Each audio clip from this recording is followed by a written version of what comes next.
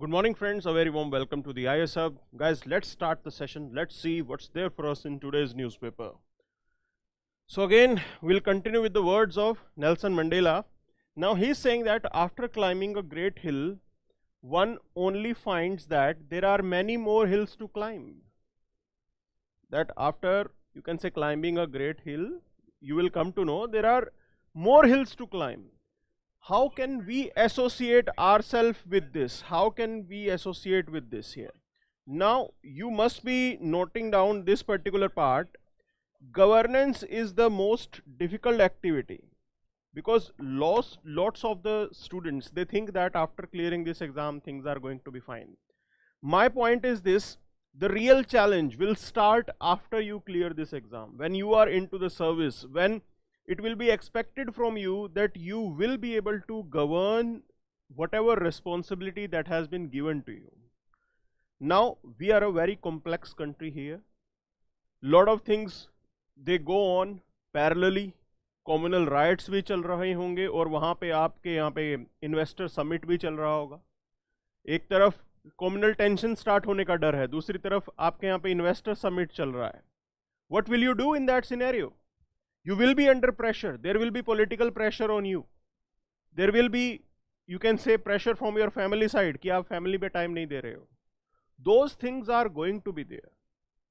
So this is what you have to prepare for. ये UPSC की journey जो है, ये UPSC प्रिपरेशन जो चल रहा है, अगर ये आपको टफ लगता है, governance is going to be a lot tougher because it is required that you take decision on someone else behalf. किसी और के लिए आपको यहाँ पे डिसीजन लेना होगा और वो बहुत डिफिकल्ट होता है. And this is what we have to prepare for. So life is, there is no full stop in life. You have to understand there like this particular point. Life में हर समय हमें आगे सीखते रहना होता है, आगे बढ़ते रहना होता है. This is what human nature is about and this is what you have to do. So after getting into service we can not be complacent कि भी ठीक है अब तो सिलेक्शन हो गया और अब कुछ नहीं करना है. नो, आपका चैलेंज असली वहीं स्टार्ट होगा. ये तो सिर्फ सिलेक्शन प्रोसेस है. आपको डिस्ट्रिक्ट कलेक्टर और सुपरिटेंडेंट ऑफ पुलिस तो फिर फील्ड में जाके पता लगेगा कि क्या रेस्पॉन्सिबिलिटी होती है. वहां जाके आप अफसर बनोगे. The qualities that should be there within you. You will learn new things, you will analyse the things around you. This is what this UPSC preparation is about. So please put up your effort. Don't think that this is, you can say, a toughest exam और एक बार ये exam clear हो गया, जिंदगी वहाँ रुकेगी नहीं, आगे भी बढ़ती रहेगी. That's the important lesson that we have to draw from here. So आगे बढ़ते हैं. So in today's, you can say, session, we will be looking into these news articles in detail, and after that I will be going through the Hindu pages कि कुछ छूट तो नहीं गया है. So basically retaking the public spaces, एक speech होगा, वो उसके बारे में बात करेंगे. India ready to join the peace bid to end Ukraine war. हम बोल तो रहे हैं बट क्या यूक्रेन और रशिया ये दोनों शांति करना चाहते हैं? तो मेन सवाल तो ये है. Then strawberry farming in Odisha, Ukraine war impact on global economy, ये बहुत बार डिस्कस कर चुके हैं बट ठीक है, आज न्यूज़ में आया तो एक बार और नज़र घुमाएंगे. न्यूट्रिनोज के बारे में कुछ एक आर्टिकल है, साइंस एंड टेक का अच्छा कंपोनेंट आता है आजकल. Hummingbird. Now there has been a trend that we have seen. UPSC अभी क्या कर रहा है कि जो स्पीशीज हैं उनकी क्वालिटीज, उनके फीचर्स, उनके वे ऑफ लाइफ के बारे में क्वेश्चन यूपीएससी रेगुलरली पूछ रहा है. फिशेज के बारे में पूछा, टोर्टोइज के बारे में पूछा, एलिफेंट के बारे में पूछा. So we will be noting down few things जो आज के आर्टिकल में आई है, सिर्फ हम उसे नोट डाउन कर लेंगे, प्रीलिम्स पर्सपेक्टिव है. सीटल bans the caste based discrimination, तो ये वहाँ हो रहा है, देखते हैं इसको लेके क्या बात चल रही है. Then the crypto rules. तो internationally now we are thinking to have a crypto rules, और this is a right move here because without global cooperation you can not think about governing these particular newly emerging technologies. There will always be a challenge. चलिए, so अब देखते हैं क्या है आज के session में. So first news is about retaking public spaces is the pressing need. This is what justice call is saying. See, when you talk about democracy, there is an important element in democracy, that is debate and discussion. That is, you are tolerant for someone else's point of view.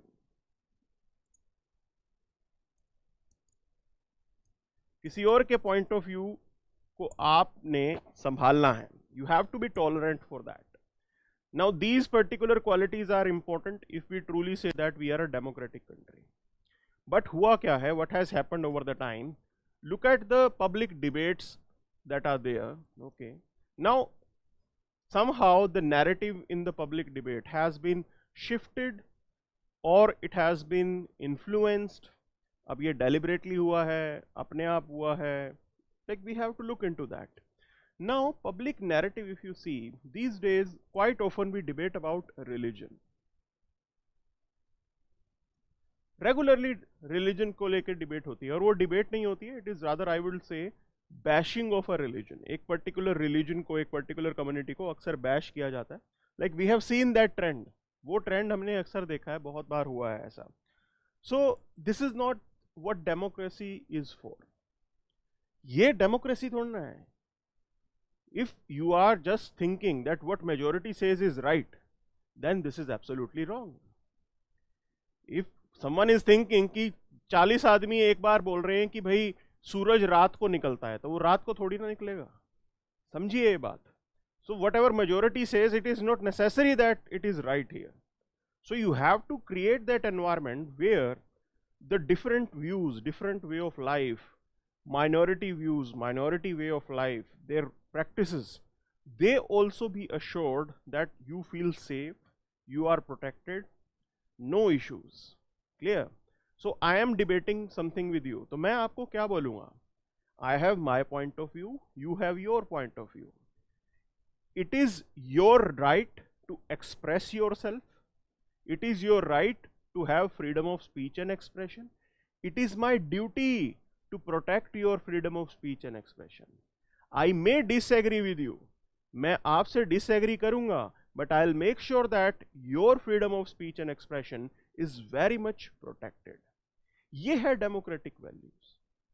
But how things are turning up these days? Now, people say that social media.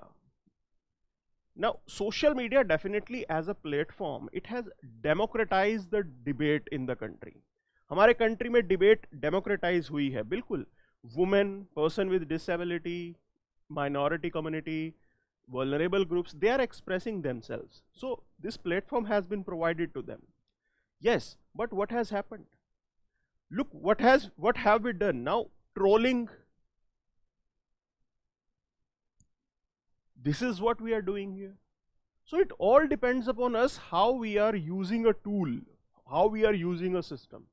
Same tool, same system से positive भी outcome आ सकता है. जैसे मैंने बताया, social media ने democratise कर दिया, वुमेन अपने आप को एक्सप्रेस कर रही है वहाँ पे. In the same way we can say that अब ट्रोलिंग भी हो रही है. Lot of people they are facing this issue.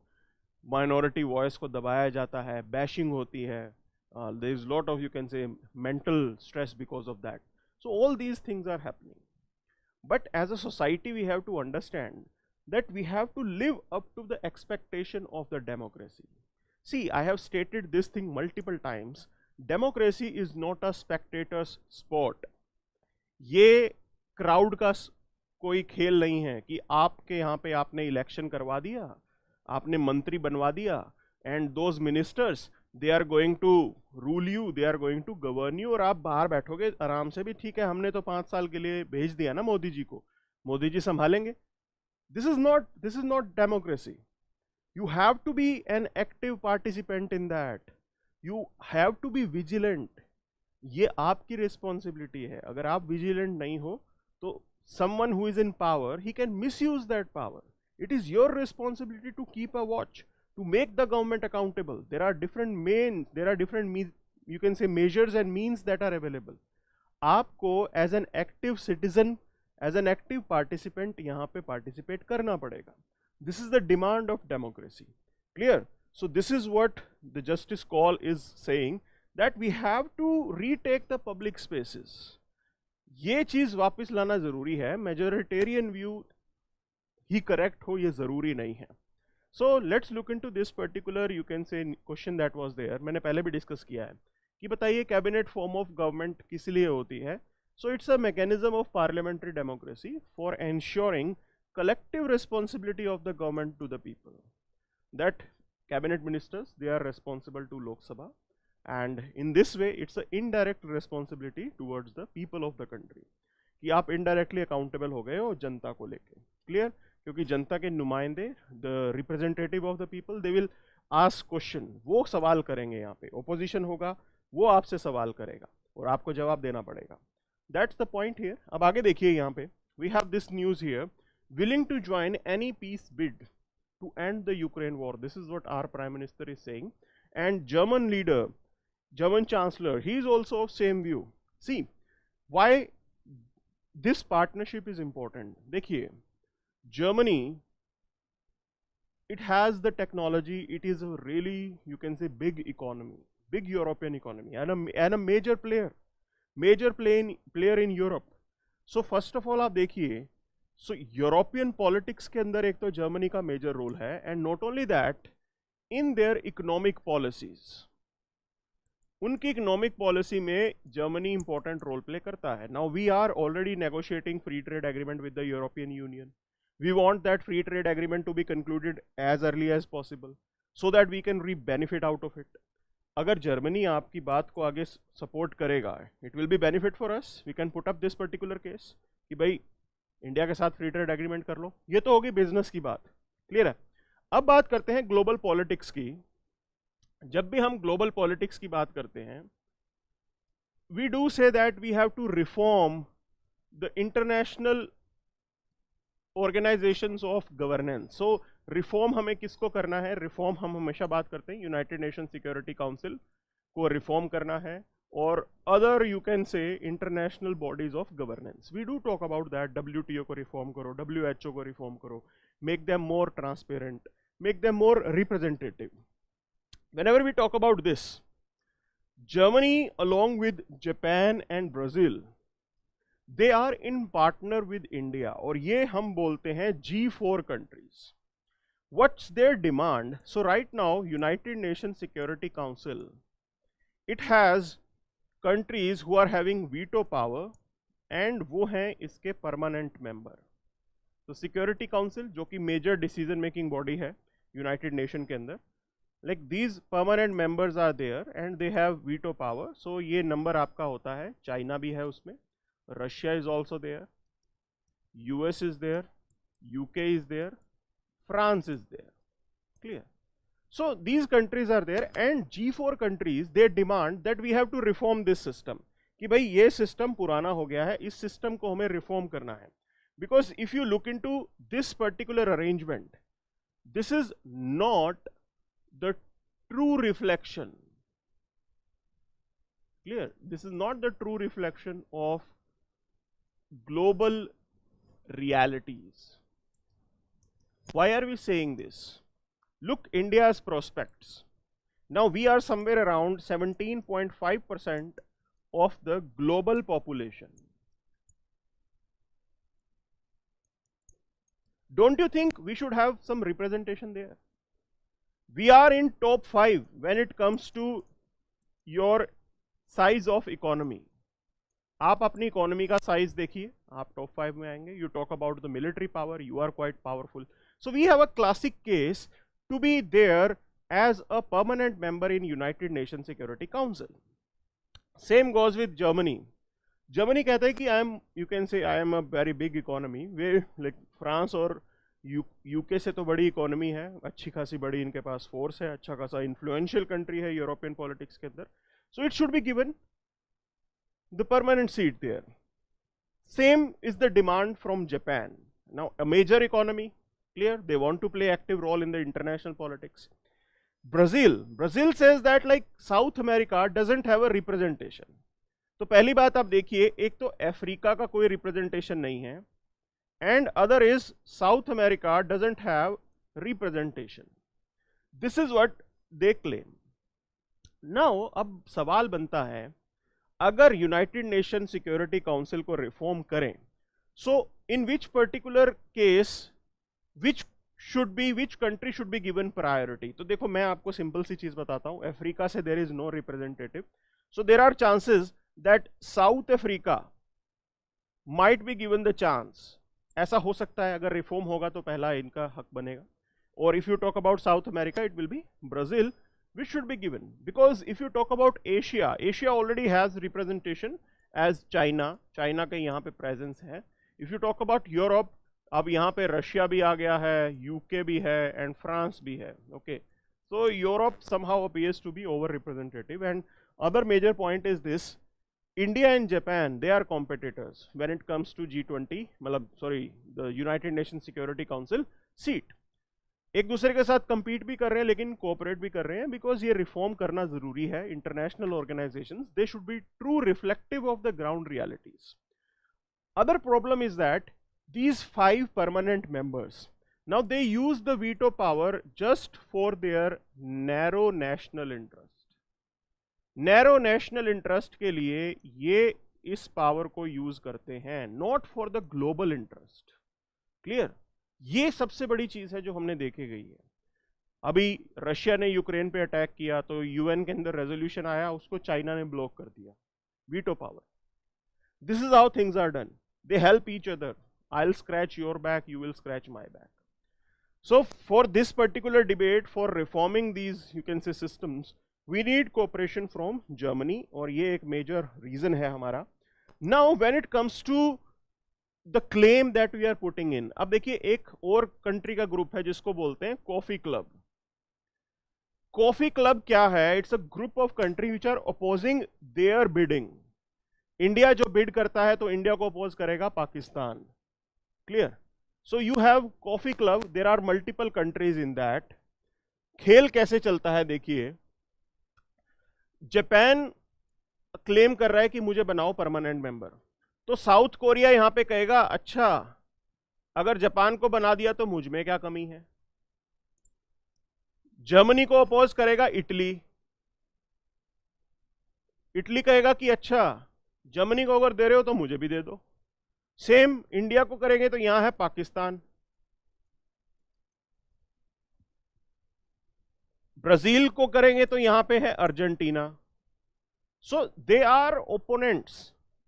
They said that अगर इनको दे रहे हो तो हमें भी दो, and collectively they are member of coffee club.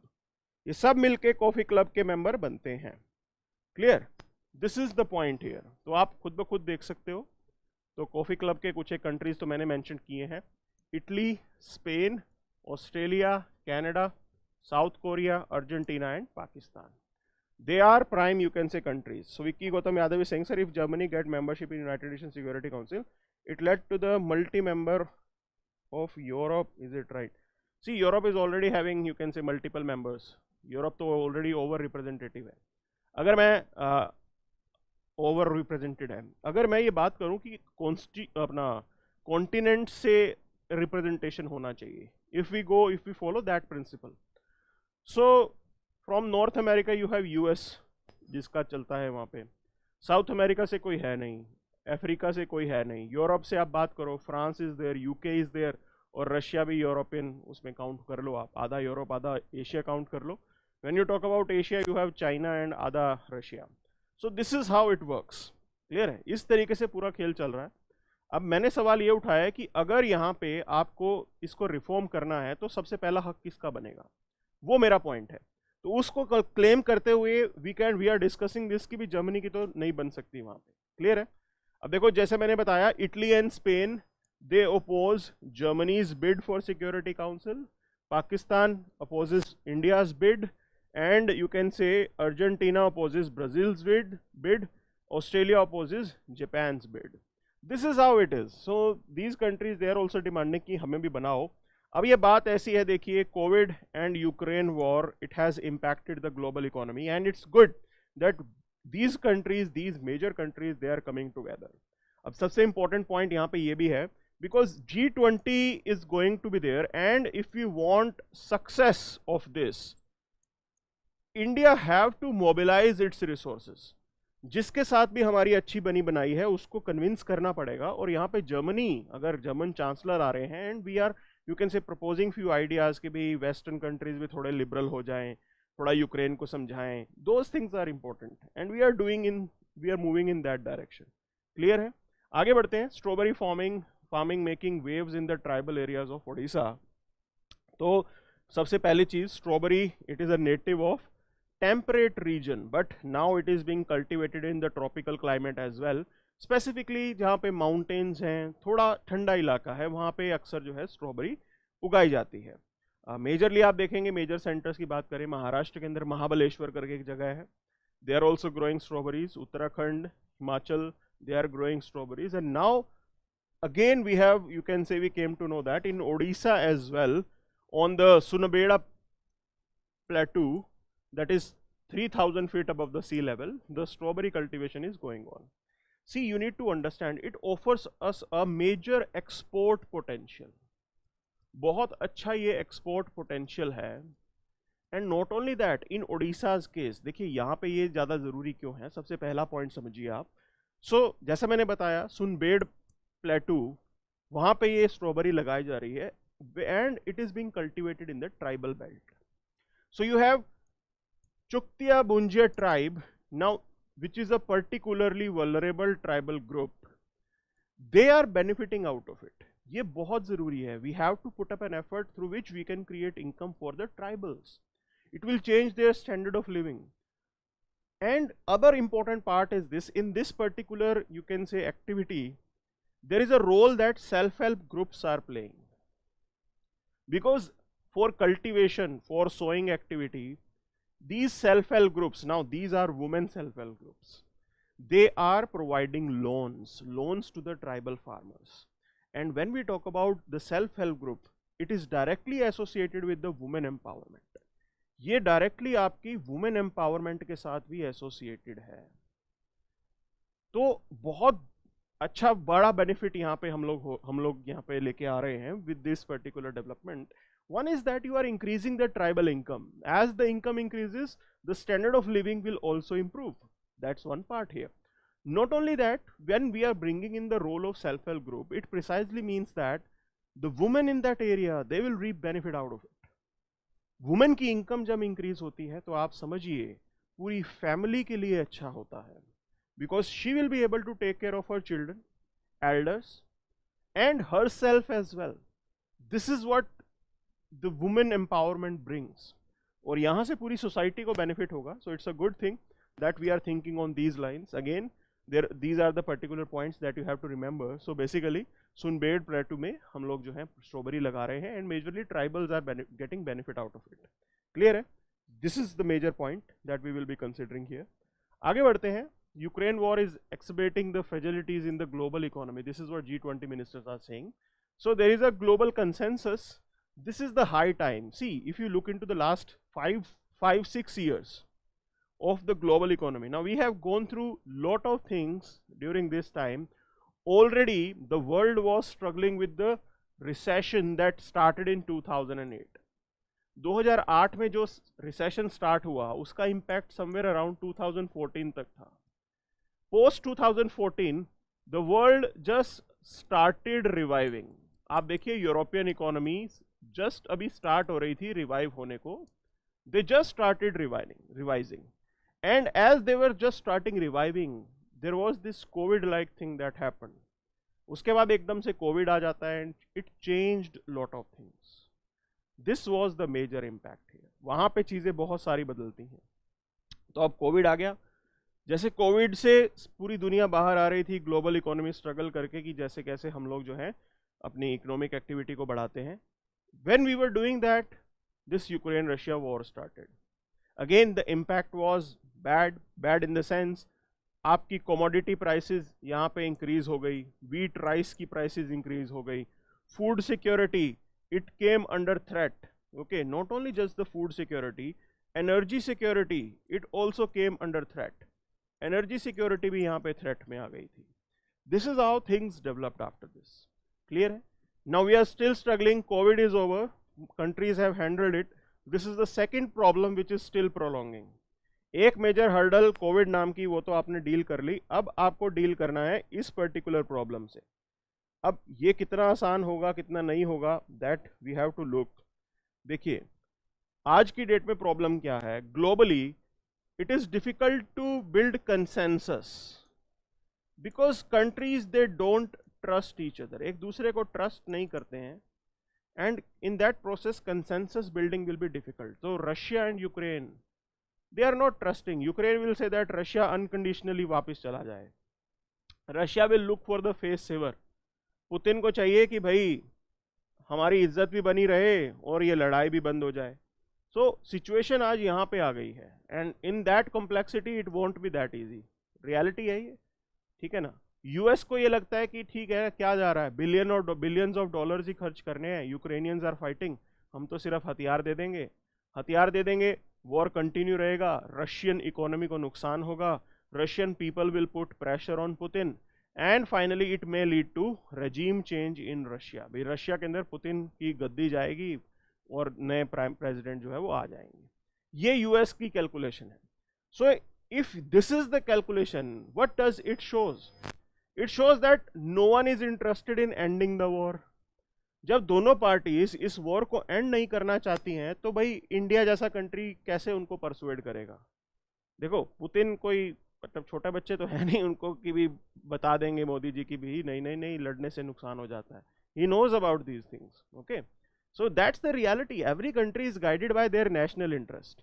सब कंट्री अपने नेशनल इंटरेस्ट के हिसाब से चलते हैं. रशिया ने अपना नेशनल इंटरेस्ट कैलकुलेट किया है कि भाई यूक्रेन नेटो का पार्ट नहीं बनना चाहिए और इसके लिए अब उसके ऊपर अटैक करना है, और वो कर रहे हैं. यूएस का नेशनल इंटरेस्ट है कि put more pressure on Russians, continue the war, पैसे दे दो, कोई दिक्कत नहीं है, लड़ रहे हैं, लड़ेंगे, हमारा फायदा हो जाएगा. This is how calculations are done. And when the countries they are calculating their national interest in continuing the war, how can we think of, you can say, ending the war as early as possible? अब देखिए यहाँ पे बात क्या हुई है. आजकल की दुनिया, मैंने आपको पहले बताया, we are living in a polarised world. अब ये पोलराइज्ड वर्ल्ड है और G20 प्रेसिडेंसी आ गई है इंडिया के हाथ में. Now it is India's responsibility to make it a success. इस समिट को सक्सेसफुल बनाना ये इंडिया की रिस्पॉन्सिबिलिटी है. सक्सेसफुल बनाने के लिए आपको क्या करना पड़ेगा? कंसेंसस बनाना पड़ेगा दोनों पार्टीज के अंदर. And that consensus making activity, it is difficult because the world is divided. Look what is happening here. The outcome document that is released after this meeting, there was this meeting that was convened. तो meeting चल रही है, सब लोग बोल रहे हैं कि कंप्लीट एंड अनकंडीशनल विड्रॉल होना चाहिए रशियन फोर्सेस का यूक्रेन से. अब देखो, ऐसा तो पॉसिबल ही नहीं है, पुतिन मानेंगे ही नहीं है. आउटकम डॉक्यूमेंट जो कहता है, it hinted at differences of opinion among the G20 members. सारे G20 members, they are not on the same page, they have different point of views. Different countries, they are calculating their national interest accordingly. सब अपने अपने हिसाब से चलेंगे यहाँ पे. तो जरूरी नहीं है कि India will put pressure on Putin, कोई जरूरी नहीं है. This is what it shows. Things are there in front of you. अभी आउटकम डॉक्यूमेंट कह रहा है कि यहाँ पे सब लोग सेम पेज पे नहीं है, डिफरेंस ऑफ ओपिनियन है. बिल्कुल ऐसा होगा, बिल्कुल ऐसा होगा. So this is the major debate that is there. That's why हमारी प्रेसिडेंसी के अंडर एजेंडा तो इंडिया सेट कर देगा. ठीक है, आप बोलोगे इंडिया एजेंडा सेट करे, ठीक है, एजेंडा सेट होगा. ग्लोबल इन्फ्लेशन भी एजेंडा होगा, ठीक है, ग्लोबल इन्फ्लेशन पे डिबेट करवाएंगे इंडिया वाले. ओके, और एक तरीके से ग्लोबल इकोनॉमी को लेके बात होगी, साइबर सिक्योरिटी को लेके बात होगी, टेररिज्म को लेके बात होगी. We are not saying that, we are not denying that these things will not be discussed, but my point is this, will it be able to come out with something fruitful? क्या कोई fruitful result आने वाला है? That I doubt. This is what you have to explore here. Now are neutrinos their own anti particles? अब देखिए बात क्या होती है, ये पार्टिकल्स एग्जिस्ट करते हैं और उनके एंटी पार्टिकल्स होते हैं, उनका स्पिन डिफरेंट होता है, रोटेशन डिफरेंट होता है. This is the arrangement that is there. अब ये न्यूट्रिनोज को लेके बात है. अब मैं आपको एक पॉइंट यहाँ पे समझा रहा हूँ. द हिंदू ने कुछ और दिया है और बाकी इंटरनेट के ऊपर there is a slight difference. Okay, now the Hindu is writing that neutrinos are the second most abundant particle in the cosmos. Clear? When I went for Google search, जब मैंने Google सर्च किया कि भाई अगर ये neutrino second most है तो फिर फर्स्ट नंबर पे कौन सा है? It was a question, it came to my mind, it struck my mind. When I tried to find out, again internet is saying that neutrinos are most abundant. ये बात internet बोल रहा है, लेकिन द हिंदू वाले कहते हैं कि सेकंड मोस्ट है न्यूट्रिनोज। तो फिर भाई मोस्ट क्या है? That I was not able to find, so please the research work has to be done at your end. थोड़ा बहुत अपने लेवल पे इसको रिसर्च करना कि क्या है। नाउ जैसा मैंने आपको बताया, every elementary particle they have an anti particle, and if two will meet they will destroy each other in a flash of energy. Clear? तो इलेक्ट्रॉन का एंटी पार्टिकल होता है positron. This is the peculiar feature that is there. अब बात ये चल रही है कि न्यूट्रिनो का एंटी पार्टिकल इनको मिल नहीं रहा है, तो that's why they are putting up a claim और they are putting up a debate that are neutrinos their own anti particles, कि क्या न्यूट्रिनो अपने ही एंटी पार्टिकल्स हैं? ये सवाल है और इसका जवाब अभी तक नहीं मिला है। Clear? Now these anti particles and the particles, they can be distinguished because they have opposite charges. Charges opposite होते हैं। Neutrinos have antineutrinos, ऐसा बोल रहे हैं। Clear? Neither is electrically charged nor possesses any other properties to really differentiate between them. सिर्फ charge opposite होता है, लेकिन न्यूट्रिनोज के केस में क्या बात चल रही है कि they are not electrically charged. Electrically charge ये नहीं है, that's why it is difficult to detect. इनको पता ही नहीं लग रहा कि न्यूट्रिनोज का एंटी पार्टिकल है भी सही या नहीं, अगर है तो क्या है वो डिटेक्ट नहीं कर पा रहे हैं, ये अभी थ्योरेटिकल बोल रहे हैं। क्लियर है? So Kamioka liquid scintillator anti neutrino detector which is there in Japan. Clear? KamLAND करके है, देखिए ये, इसको नोट डाउन कर लेना प्रीलिम्स के लिए। KamLAND is Kamioka liquid scintillator anti-neutrino detector which is there in Japan. अब कैमलैंड पे मैं सवाल बना सकता हूँ, the term KamLAND is in news, it is associated with what?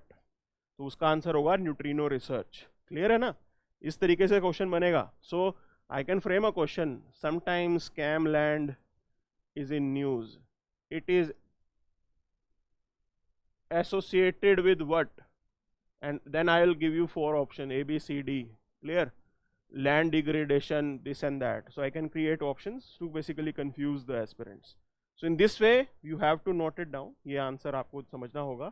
ये जापान में लोकेटेड है and this is how it is. So helium is the second most abundant element and neutrinos are the first. Okay. Mohit is coming up with this. मोहित, थोड़ा element की बात नहीं हो रही, यहाँ पे पार्टिकल्स की बात हो रही है। तो हीलियम तो एलिमेंट तो होगा second most abundant, but particles को लेकर भी कुछ क्लैरिटी मिल नहीं रही है। एक्चुअली मैं भी कंफ्यूज हो गया, because as per my knowledge neutrinos were the most abundant. Clear? लेकिन आज के द हिंदू न्यूज़पेपर में ये लिख दिया है। अब या तो कोई न्यूज़पेपर वालों से सवाल करे कि भाई आपने ऐसा क्यों लिखा। देखो हम द हिंदू क्यों पढ़ते हैं? Because we consider it to be a credible newspaper. अब उन्होंने लिखा है तो कुछ ना कुछ तो पढ़ लिख के लिखा ही होगा। अब वो पता नहीं कैसे है, इंटरनेट कुछ और कह रहा है। So that's why I thought that I should share it with you. Okay, कि मैं आप लोगों को भी ये जानकारी दे दूं कि द हिंदू भी कुछ कभी कभी गलत हो सकता है। So this is how it is. Now there is this other news that is related with humming birds. Clear? अब देखो मैंने आपको क्या बताया था इंट्रो के अंदर आज, that UPSC is asking questions related to the species that are in news. बिल्कुल यूपीएससी ये सवाल करता है और हमिंग बर्ड से रिलेटेड कुछ जानकारी है जो हमें यहाँ पे समझ नहीं होगी। ये प्रीलिम्स के लिए कंटेंट है, एज इट इज सवाल वहां पे पूछ सकते हैं वो। So the lungs that are there of hummingbirds, they are 10 times better at absorbing oxygen from the air than mammals of similar size. Humming bird बहुत छोटा होता है, उस साइज के जो दूसरे मैमल्स हैं उनसे 10 times efficient lungs humming bird के होते हैं, ऑक्सीजन ज़्यादा अच्छे से वो ऑब्जॉर्ब करते हैं। अब देखिए, आपने कभी पैरट को सुना है? पैरट कैन मिमिक, आपकी आवाज़ तोता जो है वो मिमिक कर सकता है। The same thing can be done by hummingbird. Like parrots, some songbirds, hummingbirds are also capable of vocal mimicry. आपकी आवाज की नकल उगा सकते हैं। क्लियर है? This is what they are done. अब देखिए यहाँ पे क्या है, it's a very social type of bird. Now when hummingbird pairs, they are released in isolation, reared in isolation. दोनों को अलग अलग रखेंगे, कपल को अलग अलग करके रखेंगे। They produce different form of songs, अलग अलग टाइप के गाने गाते हैं, बिछड़ने का गाना, ठीक है ना, जैसे हमारी मूवीज में होता है। तो अगर लव बर्ड्स को अलग कर दिया आपने तो वो थोड़ा सैड सॉन्ग टाइप हो जाता है। सेम टाइप की क्वालिटी है हमिंग बर्ड की। अब यहाँ पे इन्होंने ये नहीं लिखा है कि सैड सॉन्ग गाते हैं, ये मैं अपनी तरफ से थोड़ा ऐड कर रहा हूँ, मसाला ऐड कर रहा हूँ, but they have this ability that song that they are going to sing will be different. Couple को साथ रखोगे तो खुश होके गाना गाएंगे, दूर रखोगे तो they will be sad about it and the song will be different.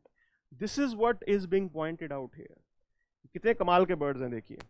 Now they are also able to align their muscular movement with auditory sensation. भाई हम लोग डांस कैसे करते हैं, हम अपने मसल्स को अपने सुनने की शक्ति के साथ ऐड कर देते हैं, तभी तो आप डांस करते हो ना।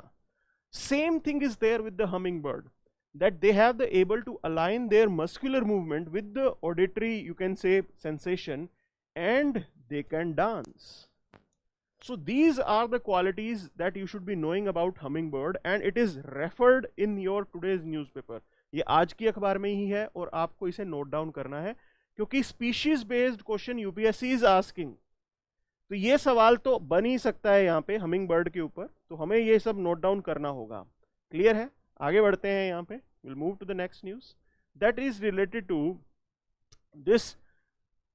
Seattle city council became the first US city to ban caste-based discrimination.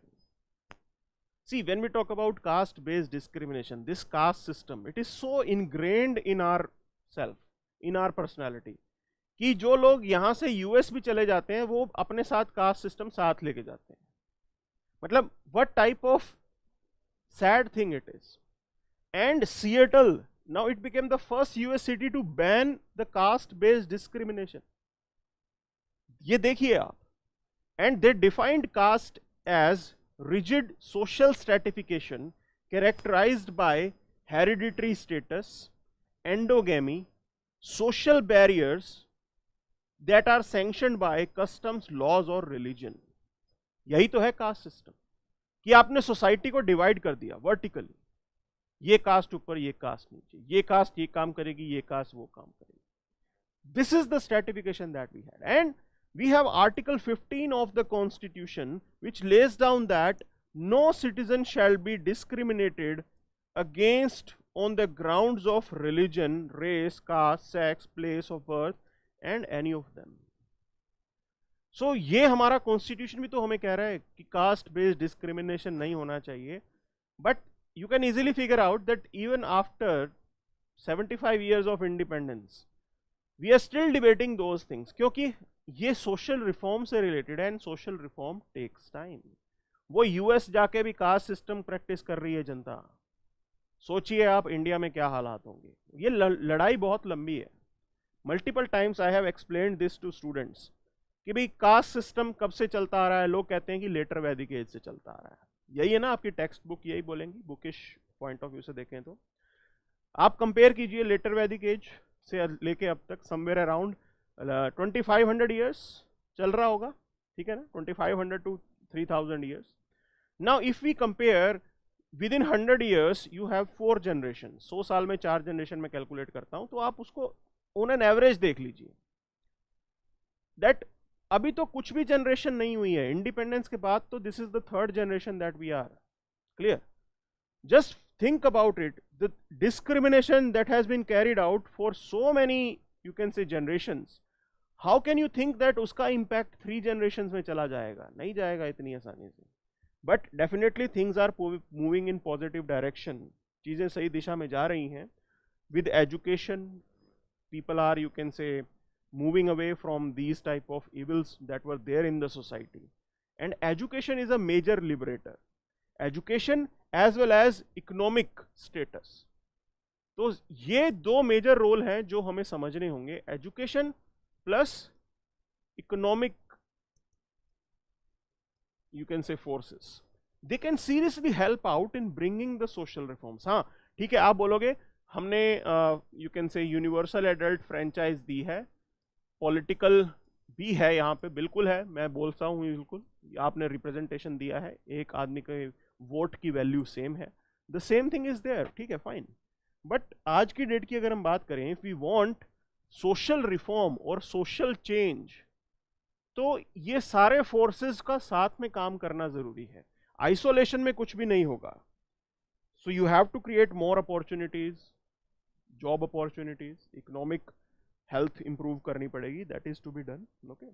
And it's a long fight. It is associated with the behavioral change, it is associated with the social change, and sometimes it takes time to bring these changes. आसान नहीं होता, ये changes लेके आने में आपको थोड़ा सा effort ज़्यादा लगाना पड़ता है। So that's the major point we have to see here. Clear है? आगे बढ़ते हैं, IMF FSB to flesh out the global crypto rules. Okay, so it's a really good thing that we are making a global consensus to have a global rules how to deal with crypto, because crypto के साथ अगर आपको उसे regulate करना था, तो crypto के regulation में सबसे बड़ी प्रॉब्लम क्या थी कि there was no global consensus, okay. And for that now we are thinking of having these global rules, और इसके अंदर एक चीज का जिक्र है, that is FSB, that is financial stability board. Clear? अब ये प्रीलिम्स के लिए कंटेंट मैं आपको दे रहा हूं, इसके अंदर जिक्र था financial stability board, what is this about? So this board, it's a global body which gives recommendations and monitors the global financial systems. This Financial Stability Forum, it was the predecessor to the Financial Stability Board. Clear? पहले forum होता था, अब वो Financial Stability Board बन गया है. This Financial Stability Board, it was established in April 2009 after the summit of G20 that was held in London. तो London के अंदर G20 समिट हुआ था, उसके बाद जो है ये हमारा फाइनेंशियल स्टेबिलिटी बोर्ड बन गया था। क्लियर है? So this is how it was functional and this is what we have here. अब ये कह रहे हैं कि हम इंटरनेशनल रूल्स बनाएंगे, it's a really good thing, और क्रिप्टो रेगुलेशन ये भी G20 का एजेंडा होगा। Again India is going to play a leading role in that, India का मेजर रोल है, हम कभी भी इंडिया के रोल को अंडरमाइन नहीं कर सकते। क्लियर है? This is what it has been. So let's look into the newspaper. अब हम देखेंगे अखबार में कुछ छूट तो नहीं गया है, तो one by one we will be picking up things here. चलिए शुरू करते हैं। वी हैव कवर्ड, अच्छा ये रह गया, ओके, मस्जिद से रिलेटेड एक न्यूज़ है, so just give me a minute here, इसको देखते हैं।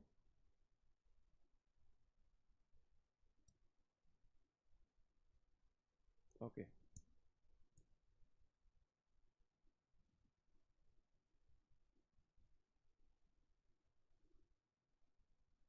हाँ जी, चलिए। Ayodhya mosque and an unfinished tale. Okay, so Ayodhya में मंदिर भी बनना है और ये मस्जिद भी बनेगी, कब बनेगी उसको लेके थोड़ी बात है यहाँ पे। It is not that important, so we won't be picking it up, इसको लेके कोई बात नहीं करेंगे, ठीक है जी।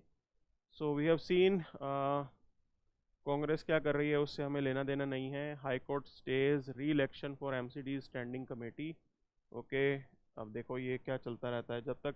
See, you need to understand here, in politics, if we seriously want to govern, अगर आप governance चाहते हो तो both the parties who are in power, they both have to, you can say, cooperate with each other. दोनों को एक दूसरे के साथ cooperate करना ज़रूरी है। आइसोलेशन में एक बात नहीं बनती है, एक दूसरे से दूर रह के बात नहीं बनती है, तो you can easily figure out this thing here. High Court stays the re-election, अभी भी BJP और आम आदमी पार्टी एक दूसरे से लड़ रहे हैं। It's a sad thing. And see you need to understand here, अब जब भी हम लोकल बॉडीज की बात करते हैं तो one of the major problem that is there is this, local bodies already poor performing होती हैं, इनके साथ पुअर परफॉर्मेंस का टैग लग रखा होता है। क्लियर? इन दैट सिनेरियो जहां पे ऑलरेडी पुअर परफॉर्मेंस है, उसके बाद भी if you are not making the consensus और you are not able to provide the quality governance, तो you can easily figure out कि दिल्ली वाले कितने परेशान होंगे, जेन्युइनली परेशान है। Who will pay the price? जनता विल पे द प्राइस। नुकसान तो हमारा हो रहा है ना, तो this is one thing here. अब इसके अंदर कुछ कर भी नहीं सकते हैं, क्या करें, things are not clear. India के अंदर लॉज ऐसे ही कॉम्प्लेक्स बनाए जाते हैं, कुछ केस में डेलिबरेटली होते हैं वो, कि भाई आगे जाके उसका हम मिस यूज कर पाएंगे। क्लियर? ऐसा ही देखने को मिल रहा है, CBI का भी मिस यूज हो रहा है, तो lot of things are happening, but it's a sad state. Clear? होना नहीं चाहिए। we have to have mature political class in the country, because otherwise governance impact होगा तो जनता का नुकसान नहीं होना चाहिए ना, आपकी पॉलिटिक्स जैसे भी हो. This is how things were here. चलिए आगे बढ़ते हैं. तो government will act tough against those swindling public funds. Okay, तो ये न्यूज़ है, इसके अलावा कुछ खास नहीं है. ओके, आगे देखते रहिए आप.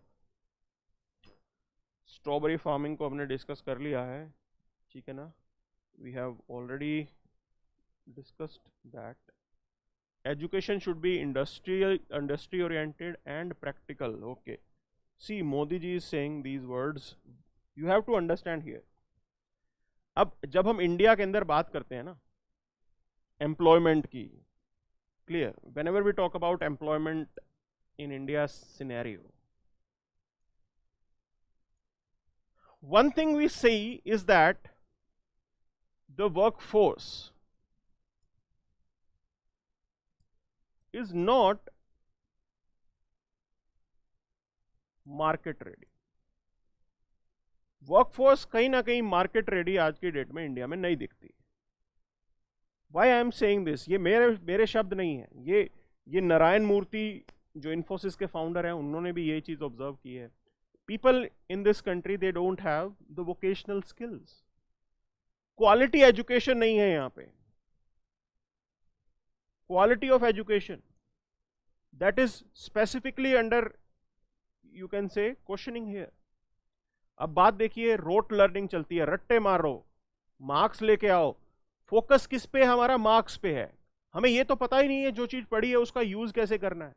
How to apply that thing in our life, that thing is missing here. So Modi ji is saying that our education should be industry oriented, that we need to provide the requisite vocational skills to the students. कि जो 10th class भी पास कर रहा है कुछ तो skill set लेके जाए कि कहीं पे किसी भी इंडस्ट्री में छोटा मोटा काम कर सके. We have to provide that skill set here. And you have to redesign your curriculum accordingly. आपको पूरी अपने एजुकेशन का करिकुलम रीडिजाइन करना पड़ेगा. This is what we have to think. You have to retrain your teachers. सिर्फ curriculum बना के भी बात नहीं बनेगी, टीचर्स को भी पढ़ाना पड़ेगा. Those things are also quite important here. But well, it's a good thing that your top leadership is recognising this. Top leadership इस चीज को समझ रही है. Maybe in future we may include all these suggestions in our education system, और हम उसको improve ज़रूर करेंगे. And we are hopeful. देखिए, प्राइम मिनिस्टर अगर बोलते हैं तो उसका असर ज़रूर नीचे तक जाता है. तो may be in the coming time you will see the difference. Okay, this is how it is. Now Akram bats for resuming the cricket and people to people ties between India and Pakistan. So Wasim Akram, the former player, he is pointing this thing. See, whenever we talk about soft power, you have to give chance to soft power. Pakistan के case में the problem is the Pakistani army.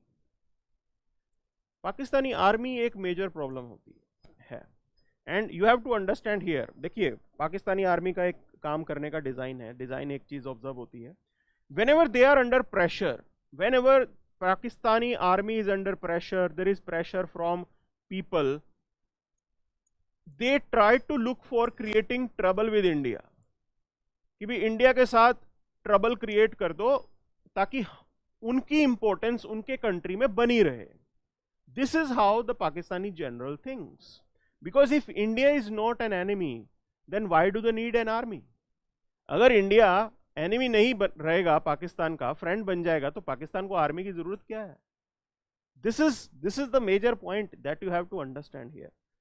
तो वहां पे अभी political pressure चल रहा है. Pakistani army के generals they are saying that they are finding it difficult to feed their soldiers. अपने सोल्जर्स को खाना वो नहीं दे पा रहे हैं. इस टाइप की सिचुएशन है. It's a very tragic situation. Clear? So in that situation, in that sad state, there will be political pressure on Pakistani army कि भी आप करते क्या हो? हमारा 33% बजट ले जाते हो, सारा बजट आपने सारा पैसा डिफेंस में डाल दिया. What is the outcome of that? People are struggling to make 3 times meal in that country. There are power cuts, power shortage, कोई इंडस्ट्री नहीं, कोई कुछ नहीं, कोई एम्प्लॉयमेंट नहीं. क्या करें? ये हालात है वहां पे. बैंकरप्सी के लेवल पे है Pakistan. So you have to understand this scenario here. तो कभी कभी प्रेशर बढ़ता है. This time the pressure is definitely there on, you can say, the Pakistani generals. अब बात ऐसी है कि इंडिया के साथ रिलेशन को कैसे अच्छा कर लें. ठीक है, this is the opportunity for us, that Pak generals, they are already under pressure. We have to see this as an opportunity and we should explore people to people ties, ताकि India के लिए goodwill Pakistan में generate हो. That masses there, they should realize this point that there is no need to fight with India. कोई जरूरत ही नहीं है, हमारा कोई ऐसा इंटरेस्ट नहीं है कि पाकिस्तान को अपने कब्जे में लेना है. वी आर हैप्पी, खुश हैं हम. We are developing ourself. You are in trouble. आप अपनी इकोनॉमी को कैसे हालात में लेके आए हो, आप ठीक कर लो ना उसे. So well, this is the time we should definitely give some place to soft power, because India की स्ट्रेंथ है ये सॉफ्ट पावर. सॉफ्ट पावर से असर थोड़ा लेट आता है, but it brings positive results. Clear? You will end up generating goodwill among the Pakistani masses. That should be our focus point. वो जरूर हमें कंसिडर करना चाहिए यहाँ पे. क्लियर है? आगे बढ़ते हैं. Okay, so this is what had been. ठीक ठीक, discussed about these things. Okay, चलिए. सो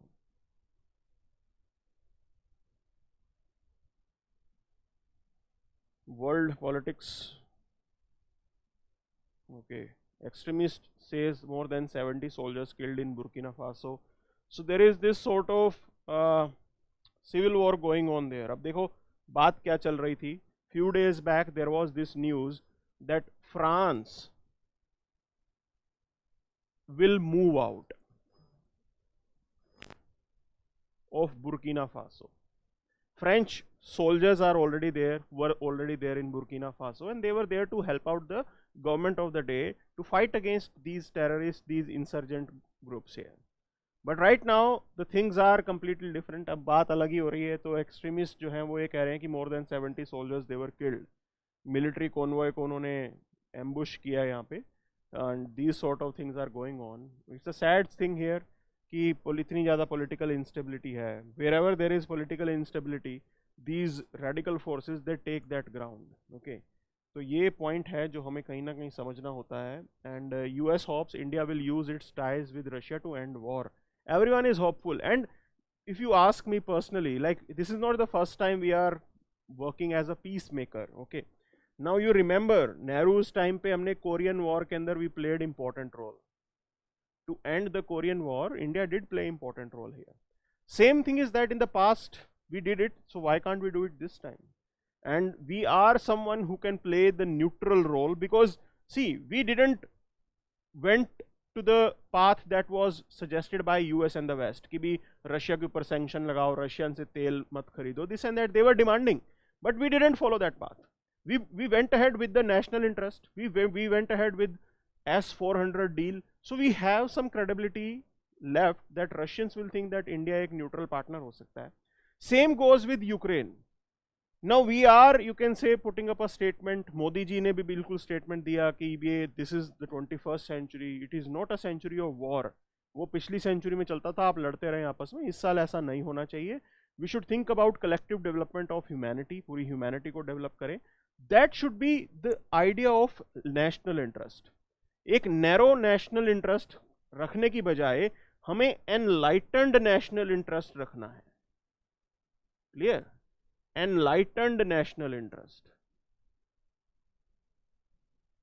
Narrow national interest के चक्कर में मत पड़ो आप enlightened national interest को जरूर एक्सप्लोर करो. This is what our focus should be. ये हमारा मेजर फोकस होना चाहिए. क्लियर है? तो ये कुछ एक चीजें हैं जिसको जरूर समझें हम. पूरी दुनिया को एनलाइटेंड नेशनल इंटरेस्ट समझ में आना चाहिए, तब जाके ये प्रॉब्लम सॉल्व होगी. आपके अकेले के समझने से कुछ नहीं होता. ये भी खैर मजबूरी है. Okay, and majorly these were the things. अच्छा, अब ये देखो, Iran drone makers among 121 entities that were hit by European union sanctions. अब देखो ये कितना काउंटर प्रोडक्टिव होता है. अभी देखो ये अपनी जान में क्या करते हैं, ये सैंक्शन लगाते हैं. सैंक्शंस किस लिए लगाते हैं? Sanctions are impose so that it will raise the cost for the country. यहां पैसे के मामले में बात नहीं कर रहा कॉस्ट की मैं, आई am saying cost in the sense कि भाई अगर आप कुछ भी ऐसा करोगे, वॉर स्टार्ट करोगे, आप कुछ भी गलत करोगे तो आपको नुकसान उठाना पड़ेगा, इकोनॉमिकली नुकसान उठाना पड़ेगा। ये मत सोचना कि आप वॉर भी करते रहोगे और आपके साथ हम इकोनॉमिक ट्रेड भी करेंगे, फिर हम आपके साथ इकोनॉमिक ट्रेड नहीं करेंगे। अब ये सैंक्शंस जो हैं, it has been brought on Iranian company which was developing these drones, and these drones were used by Russians to target the Ukrainians. ये आज की डेट की पिक्चर है। Now the major point in this, it will further, you can say, shift Iran closer to China. ये counterproductive होता है यहाँ पे, and there again it is going to undermine the Indian interest. अब ये US को समझ में नहीं आती बात, उनको ऐसा लगता है कि स्ट्रिक्ट हो जाओ, डंडे का यूज करो। डंडे के यूज से कुछ भी नहीं होता है, you have to persuade them. ठीक है, कैरेट एंड स्टिक अप्रोच चलती है भी, एक तरफ आप उनको बोलो कि हम आपके सैंक्शन हटा लेंगे, आप उनको डराओ भी सही, वो कैरेट और स्टिक चलता है, बट उसकी एक लिमिटेशन है। The best thing should be persuasion, persuade the country that don't do this. Clear, that should have been the way out. But well, it's their interest. Russians definitely, when some help was required by Iran, Russians provided that help. तो वो Russians ने तब help की थी, तो अब Iran का time है, वो उनकी मदद कर रहा है। Clear है? So this is what it has been. Now who will benefit from the UPI Pay Now link? तो basically जैसे मैंने बताया, UPI इंडिया का सिस्टम है, and this Pay Now is the system that Singapore it is, you can say, operating. अब देखो बात क्या है, if this is a successful thing, हमारा UPI और उनका Pay Now अगर वो लिंक हो गया, तो diaspora who are there in Singapore, they will be able to do the UPI transaction to any Indian account. ये इसका एक मेजर बेनिफिट होगा। Other major point is this is the trial basis that we started with the Singapore. Now it will be replicated in UAE. इसको आप UAE में भी replicate कर सकते हो। Lot of Indians are there in UAE and in Arab nations, so it is going to create all together new opportunities. एक अलग level की अपॉर्चुनिटी यहाँ से आएगी। From that angle it's a good move here. ठीक है जी, so this is how it has been, and that's it for the day. Major things have already been covered, काफ़ी मेजर चीज़ें ऑलरेडी हमने कवर कर ली हैं, and that's it for the day then. Thank you very much. Have a great day. Have a great weekend. Thank you.